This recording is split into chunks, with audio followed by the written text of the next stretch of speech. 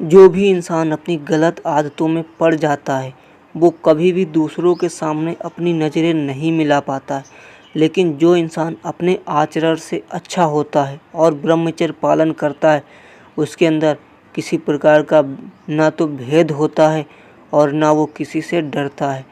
वो हमेशा सच्चाई का साथ देता है और सच्चे रास्ते पर चलता है। अगर वो किसी के साथ खड़ा हो तो उसे किसी प्रकार का डर नहीं होगा।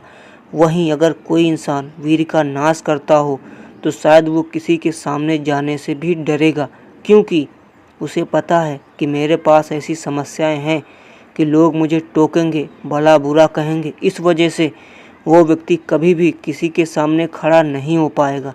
लेकिन जो व्यक्ति ब्रह्मचर्य पालन करेगा उसके चेहरे पे एक अलग ही चमक आएगी और वो हर किसी के सामने खड़ा हो सकता है और उसके सामने बातें कर सकता है और वो अपनी बुराई को भी भलाई समझ के अच्छा ही समझेगा। लेकिन जो इंसान ब्रह्मचर्य नाश करेगा, अगर उसकी कोई बुराई करता है तो उसे बुरा भी लगता है, लेकिन उसका जिम्मेदार वो स्वयं है। अगर तुम ब्रह्मचर्य पालन करोगे और तुम्हारी कोई बुराई करे, मतलब तुम बहुत ही सही रास्ते पर चल रहे हो। मेरी बातें याद रखना, अगर तुम ब्रह्मचर्य पालन करोगे तो तुम्हारा कॉन्फिडेंस हाई लेवल पर होगा। तुम जहाँ भी जाओगे वहाँ तुम्हें किसी प्रकार का डर नहीं होगा, तुम हर किसी के सामने खड़े हो पाओगे। अगर वहीं तुम ब्रह्मचर्य नाश करोगे तो तुम्हारे अंदर एक डर सा बैठा रहेगा कि मुझे क्या बोलना है, क्या बोलूँ, मैं किसी के सामने खड़ा हो पाऊँगा या नहीं हो पाऊँगा।